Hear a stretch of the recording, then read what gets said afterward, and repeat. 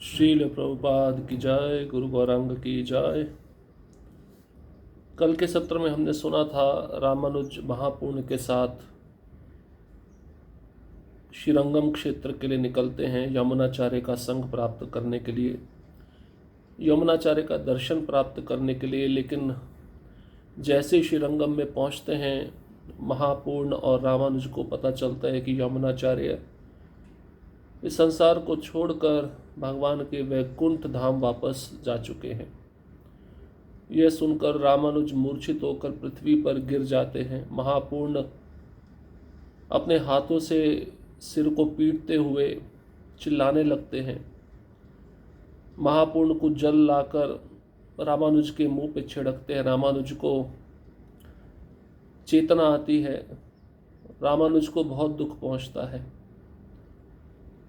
अब यमुनाचार्य को समाधिस्थ करने से पहले महापूर्ण और रामानुज कावेरी नदी के तट पर पहुंचते हैं और रामानुज यमुनाचार्य के शरीर को ध्यानपूर्वक देखते हैं तो एक अद्भुत दृश्य उनको दिखता है। उनके सीधे हाथ की 3 उंगलियां टेढ़ी हैं, कसकर जकड़ी हुई हैं।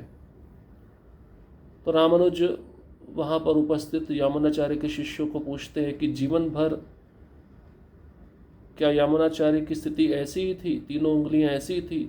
शिष्य बोले नहीं, ऐसा नहीं था, 3 उंगलियां सीधी रहती थीं।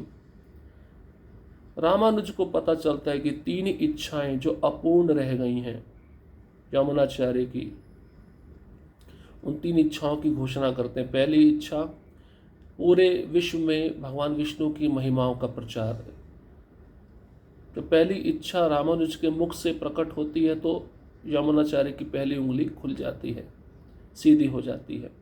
दूसरी इच्छा, वेदांत सूत्र पर भाष्य लिखना, श्री भाष्य, दूसरी उंगली सीधी हो जाती। तीसरी उंगली तब सीधी होती जब तीसरी इच्छा रामानुज कहते हैं कि पराशर मुनि को सम्मान देने के लिए एक महान वैष्णव का नाम मैं पराशर रखूंगा। तो इन तीनों इच्छाओं को बोलकर रामानुज वहां से जाने लगते हैं। रंगनाथ भगवान के सेवक रामानुज को कहते हैं कि आप रंगनाथ भगवान का दर्शन तो कर लीजिए। रामानुज कहते हैं भगवान बड़े निर्दयी हैं, उन्होंने एक महान भक्तों को मुझसे छीन लिया, मैं उनका दर्शन नहीं करूंगा। इतना कहकर रामानुज कांचीपुरम वापस लौट जाते हैं। ये हमने कल के सत्र में सुना था। अब रामानुज कैसे सन्यास लिए, क्योंकि पूरे विश्व में प्रचार करना है तो उसके लिए सन्यास लेना पड़ेगा ना। यमुनाचार्य के तिरोभाव के लगभग 6 मास पूर्व रामानुज की माता कांतिमती ने संसार त्याग दिया था। अब रामानुज की धर्मपत्नी रक्ष कंबल निवास की स्वामिनी थी। वह एक अप्सरा समान सुंदर थी, पतिव्रता थी तथा अपने सोच एवं रिवाज के पालन में कठोर थी। दुर्भाग्यवश वे अपने पति का शुद्ध भगवत प्रेम आत्मसात नहीं कर पाई तथा धार्मिक रिवाज की बाह्य विशेषताओं से अधिक आसक्त थी। वे अपने पति को श्रीरंगम से लौटने के पूर्व अधिकाधिक भक्ति भावों में मग्न होता देख दुखी थी। यद्यपि उन्होंने अपने आंतरिक भावों को छुपाने का प्रयत्न किया। अब यमुनाचार्य के जाने के लगभग 6 महीने पहले ही रामानुज की जो माता थी कांतिमती, उन्होंने भी शरीर छोड़ दिया था। और हम जानते हैं रामानुज का विवाह पहले ही उनके पिताजी ने कर दिया था। पिता भी जा चुके, अब माता भी चली गई। तो उनकी जो पत्नी थी रामानुज की, उनका नाम था रक्ष कंबल। अब वही घर की स्वामिनी हो गई। बहुत सुंदर थी दिखने में, अप्सरा के समान थी, पतिव्रता थी, अपने सोच और रिवाजों के पालन में बड़ी कठोर थी और अपने पति के शुद्ध भगवत प्रेम को पहचान नहीं पाई, आत्मसात नहीं कर पाई। उसका दुर्भाग्य था। धार्मिक रीति रिवाज, बाह्य विशेषताएं, इसके प्रति बहुत आसक्त थी। जनरली देखा जाता है ना, ब्राह्मण व्यक्ति ब्राह्मणी से ही विवाह करता है, तो रामानुज ब्राह्मण कुल में जन्मे थे, तो उनका विवाह भी ब्राह्मणी से हुआ था। तो ब्राह्मण को पवित्र रहना चाहिए, साफ सुथरा रहना चाहिए, अच्छा है। लेकिन हर समय साफ सुथरे के पीछे ध्यान रखना ये भी ठीक नहीं है। तो जब रामानुज श्रीरंगम से लौटे थे और भक्ति भावों में अधिक निमग्न हो गए थे रामानुज, ये देखकर रक्ष कंबल को बड़ा दुख लगा कि मेरे पति इतना भक्ति भाव में क्यों डूबे रहते हैं। जबकि रामानुज अपने भक्ति भावों को छिपाते थे, प्रयत्न करते थे छिपाने का, लेकिन उनकी पत्नी उनके भक्ति भावों को पहचान लेती थी और इन भक्ति भावों को पहचान कर रक्ष कंबल बड़ी दुखी होती थी। अब रामानुज कांचीपुरण की संगति में बहुत समय व्यतीत करते। रामानुज सामान्यतः गंभीर भाव में होते तथा यामुनाचार्य से विरह के भावों के कारण अब भी दुखी थे। अब दुख के समय भक्त का संग चाहिए होता है। रामानुज का ज़्यादा से ज़्यादा समय अब कांचीपुरण के संग में बीतता था। कांचीपुरण हम जानते हैं महान भक्त हैं और रामानुज अब गंभीर भाव में रहते थे। मुख्य रूप से यामुनाचार्य के विरह में जो भाव आते थे उसको महसूस करके रामानुज अब भी दुखी रहते थे। मुझे यामुनाचार्य ऐसे महान वैष्णव का संग क्यों नहीं मिला। उनका मन समझकर कांचीपुरण ने उनसे एक दिन कहा, आपको मन में पीड़ित नहीं होना चाहिए, केवल भगवान वरदराज की भक्ति में स्थिर होकर हर प्रकार से उनकी सेवा करना जारी रखो। अलवंदार अब भगवान नारायण के धाम लौट गए हैं तथा आपके द्वारा उनके समक्ष किए गए वचनों को पूरा करना आपका कर्तव्य है। तो कांचीपुरण अब एक गुरु की भूमिका निभा रहे हैं और गुरु कैसा होता है, गंभीर होता है।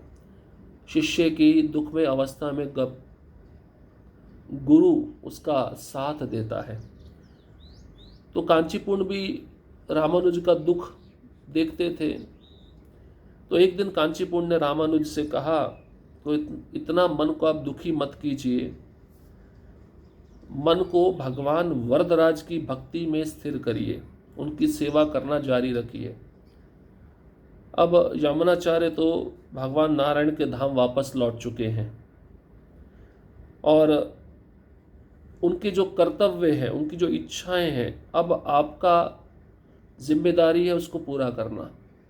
कांचीपुरण समझा रहे हैं रामानुज को।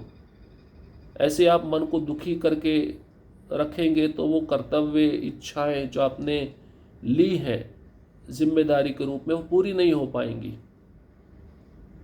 उन तीन इच्छाओं की, तीन प्रण की बात कर रहे हैं कांचीपुरण रामानुज से। जब उन्होंने इन आदेश के वचनों को सुना, रामानुज कांचीपुरण के सामने झुके एवं बोले, कृपया मुझे अपना शिष्य बनने दें, कृपया मुझे अपने चरण कमलों की शरण लेने की अनुमति दें। पहले भी रामानुज कांचीपुरण के चरणों में गिरकर यही याचना किए थे कि मुझे शिष्य बना लीजिए। उस समय कांचीपुरण ने शिष्य नहीं बनाया था। एक महान भक्त शिष्य नहीं बनाता, वो स्वयं को दास समझकर दूसरों की सेवा करता है। अब पुनः रामानुज कांचीपुरण के चरणों में निवेदन कर रहे हैं, मुझे शिष्य बना लीजिए, मुझे अपने चरण कमलों की शरण लेने की अनुमति दीजिए। तुरंत कांचीपुरण ने रामानुज को ये कहते हुए उठाया, आप ब्राह्मण हैं तथा मैं शूद्र हूँ। जो मेरे स्वामी हैं ऐसे व्यक्ति को मैं दीक्षा देकर उनका प्रणाम कैसे स्वीकार कर सकता हूँ। केवल भगवान में श्रद्धा रखें तथा आज नहीं तो कल वह निश्चित ही किसी ऐसे व्यक्ति को भेजेंगे जो आपके गुरु बनने योग्य है। कितने महान है कांचीपुरण। देखिए, स्वयं गुरु नहीं बनना चाहते और रामानुज को समझा रहे हैं, आप बार बार ऐसा क्यों बोलते हैं कि मुझे आप शिष्य बना लीजिए, मैं तो शूद्र कुल में जन्मा हूँ, आप ब्राह्मण कुल में जन्मे हैं। ये कैसे संभव है कि एक शूद्र ब्राह्मण को अपना शिष्य बना ले। मैं आपका प्रणाम कैसे स्वीकार कर सकता हूँ। कांचीपुरण रामानुज को कहते, केवल भगवान में श्रद्धा रखिए, आज नहीं तो कल भगवान आपके पास एक अच्छा गुरु भेजेंगे, ऐसा गुरु भेजेंगे जो आपको सही मार्गदर्शन कर सके। ऐसा कहकर कांचीपुरण भगवान वरदराज की पूजा करने चले गए। रामानुज ने स्वयं में विचार किया, वे मुझे स्वीकार करने से मना कर रहे हैं क्योंकि वे जानते हैं कि कैसे मेरा हृदय सभी भक्ति भाव से रिक्त है। भगवान वरदराज का जो घनिष्ठ पार्षद हो उसे जन्म अथवा जाति कैसे प्रभावित कर सकते हैं। अपने कृपा में दृष्टिपात से ही कांचीपुरण एक कुकर भक्षक को एक ब्राह्मण के स्तर तक उठा सकते हैं। अतः यदि मुझे केवल एक बार उनके भोजन का उच्छिष्ट चखने का अवसर मिले तो मुझे अगाध लाभ मिलेगा। अब रामानुज के मन में एक युक्ति आई, मुझे तो शिष्य के रूप में कांचीपुरण स्वीकार नहीं कर रहे हैं और ऐसे महान भक्त कांचीपुरण भगवान वरदराज की पूजा में नित्य लगे रहते हैं। तो रामानुज के मन में विचार आता है कि वे मुझे स्वीकार करने से मना कर रहे हैं क्योंकि वे जानते हैं कि मेरा हृदय अभी भक्ति भाव से पूरित नहीं हुआ है, मेरे हृदय में भक्ति भाव है ही नहीं। ऐसा रामानुज विचार कर रहे हैं। यही कारण है कि कांचीपुरण मुझे शिष्य के रूप में स्वीकार नहीं कर रहे। अब मेरे अंदर भक्ति भाव कैसे आएगा? उनका उच्छिष्ट खा के। किनका? कांचीपुरण का। अब ये ब्राह्मण कुल में जन्मे, वो शूद्र कुल में जन्मे, तो इनके मन में विचार आते हैं, इनको घर में बुलाऊंगा, प्रसाद के लिए आमंत्रित करूंगा और जैसे इनका उच्छिष्ट रह जाएगा उसको मैं ग्रहण करूंगा, वो ग्रहण करके मेरे हृदय में भक्ति भाव आ जाएगा। रामानुज के मन में विचार आया, ये तो भगवान वरदराज के घनिष्ठ पार्षद हैं, भगवान वरदराज इनसे वार्तालाप करते हैं, तो जन्म और जाति से कैसे प्रभावित हो सकते हैं? चाहे भक्त शूद्र कुल में जन्मा हो वो दिव्य है, किसी जाति में भी जन्मा हो तब भी वो भक्त दिव्य है। अपने कृपा में दृष्टि से ही कांचीपुरण एक कुत्ते के मांस खाने वाले व्यक्ति को भी ब्राह्मण के स्तर पर उठा सकते हैं। इतनी शक्ति है कांचीपुरण में। अगर कोई व्यक्ति चांडाल कुल में जन्मा है, कुत्ते के मांस खाने वाले कुल में जन्मा है, अगर कांचीपुरण ने उसके ऊपर अपनी दिव्य दृष्टि डाल दी तो वह व्यक्ति ब्राह्मण के स्तर पे आ सकता है, भक्त बन सकता है। कहने का मतलब ये है, इतनी शक्तिशाली दृष्टि है कांचीपुरण की। अब मुझे केवल एक बार उनके भोजन का उच्छिष्ट चखने का अवसर मिल जाए, मुझे अगाध लाभ मिलेगा, शायद मेरे हृदय में भी भक्ति भाव आ जाएगा। ऐसा रामानुज विचार कर रहे हैं। अब रामानुज आमंत्रण देते हैं कांचीपुरण को अपने घर में प्रसाद पाने के लिए। रक्ष कंबल की भूल। अब इसमें रामानुज की जो पत्नी है उससे बहुत बड़ी भूल हो जाएगी। क्या भूल होगी वो लीला अब हम श्रवण करने जा रहे हैं। कालांतर में उस दिन रामानुज कांचीपुरण को अगले दिन उनके निवास पर मध्याह्न प्रसाद लेने के लिए आमंत्रित करने गए। अंततः कांचीपुरण यह कहते हुए माने, कल मैं एक शुद्ध भक्त के निवास में प्रसाद प्राप्त कर प्रकृति के 3 गुणों से मुक्त हो जाऊंगा। दोनों भक्त इतने उच्च स्तर पे हैं कि दोनों अपने को निम्न मानते हैं। अब रामानुज कांचीपुरण के पास गए अगले दिन और बोले कि दोपहर में आप मेरे घर में प्रसाद लेने के लिए आइए। आमंत्रण दिए रामानुज कांचीपुरण को, और कांचीपुरण भी आमंत्रण तभी स्वीकार किए कि मैं शुद्ध भक्त के निवास स्थान में जाकर प्रसाद प्राप्त करूंगा और प्रकृति के 3 गुणों से मुक्त हो जाऊंगा। मैं भी तो निम्न कुल में जन्मा हूँ, मैं भी तो शूद्र हूँ। अब रामानुज सोचते हैं इनका उच्छिष्ट मुझे मिलेगा, मैं पवित्र हो जाऊंगा। कांचीपुरण सोचते हैं इनके घर में मैं प्रसाद जाके लूँगा तो मैं भी शूद्र के पाप से मुक्त हो जाऊंगा, 3 गुणों से मुक्त हो जाऊंगा। अगले प्रातः रामानुज ने पत्नी रक्ष कंबल को आदेश दिया कि वह उनके उन्नत अतिथि श्री कांचीपुरण का सम्मान करने के लिए सबसे उत्तम व्यंजन पकाएं। तुरंत वह पकाने लगी तथा मध्याह्न तक अनेक प्रकार के व्यंजन तैयार कर चुकी थी। ये देखकर रामानुज बहुत प्रसन्न थे तथा वे कांचीपुरम को प्रसाद सेवन के लिए लाने हेतु उनके आश्रम के लिए निकले। अब होता क्या है, अगले दिन रामानुज अपनी पत्नी रक्ष कंबल को कहते हैं, भाई एक महान वैष्णव कांचीपुरम आ रहे हैं हमारे घर में प्रसाद लेने के लिए, इसलिए अच्छा अच्छा व्यंजन बनाओ। अब रक्ष कंबल अपने पति के आदेशानुसार पतिव्रता तो थी, बड़े सुंदर और स्वादिष्ट व्यंजन वो बनाने लगी और मध्याह्न तक अनेक प्रकार के व्यंजन वे तैयार कर लिए। अब ये देखकर रामानुज बहुत बड़े खुश हो गए, प्रसन्न हो गए। अब कांचीपुरम को प्रसाद सेवन कराने के लिए उनके आश्रम को पहुंचने के लिए निकले। अब मैं कांचीपुरम को लेकर आता हूँ, प्रसाद सब तैयार है, बस उनको लेकर आता हूँ, आसन ग्रहण करेंगे, प्रसाद लेंगे, उनका उच्चिष्ट मिलेगा, मेरा हृदय शुद्ध हो जाएगा। ये भाव है रामानुज का। कांचीपुरम रामानुज के सभी मंतव्य को समझ सकते थे, अतः वे रामानुज के निवास दूसरे मार्ग से आए। अब जिस मार्ग को रोज कांचीपुरम इस्तेमाल करते थे उस मार्ग को इस्तेमाल नहीं किया, एक दूसरा रास्ता था, वहां से गए रामानुज के घर पे। ये इधर से उनको लेने के लिए गए हैं, वो दूसरे रास्ते से उनके घर पहुंच गए। जब वे आए उन्होंने रक्ष कंबल से कहा, माते आज मुझे अतिशीघ्र मंदिर जाना है, कृपया जो भी तुरंत उपलब्ध है उसे मुझे परोस दें, क्योंकि मैं यहाँ कुछ मिनटों से अधिक नहीं रुक सकता।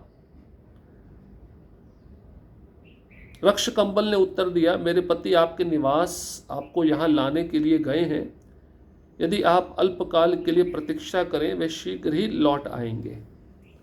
अब कांचीपुरम रामानुज के हृदय के भाव को जानते हैं। रामानुज के निवास दूसरे मार्ग से कांचीपुरम आए और जब वे आए तो रामानुज की पत्नी रक्ष कंबल से उन्होंने कहा, हे माता, मुझे बहुत जल्दी मंदिर भगवान वरदराज की सेवा के लिए जाना है, कृपया जो भी उपलब्ध है बनाया है तुरंत मुझे परोस दें, मैं ज़्यादा समय नहीं रुकूंगा, कुछ मिनट रुकूंगा, इससे अधिक नहीं रुक सकता। रक्ष कंबल ने उत्तर दिया, मेरे पति तो आपको लाने के लिए गए हैं, थोड़े समय के लिए आप प्रतीक्षा करिए, वे जल्दी लौट आएंगे। और इधर कांचीपुरम कहते हैं, मेरे पास समय नहीं है प्रतीक्षा करने का, मुझे खेद है कि मैं इधर एक भी क्षण नहीं रुक सकता। कांचीपुरम ने कहा, मैं भगवान वरदराज को सेवा की उपेक्षा केवल अपने उदर के लिए अपेक्षा कैसे कर सकता हूँ।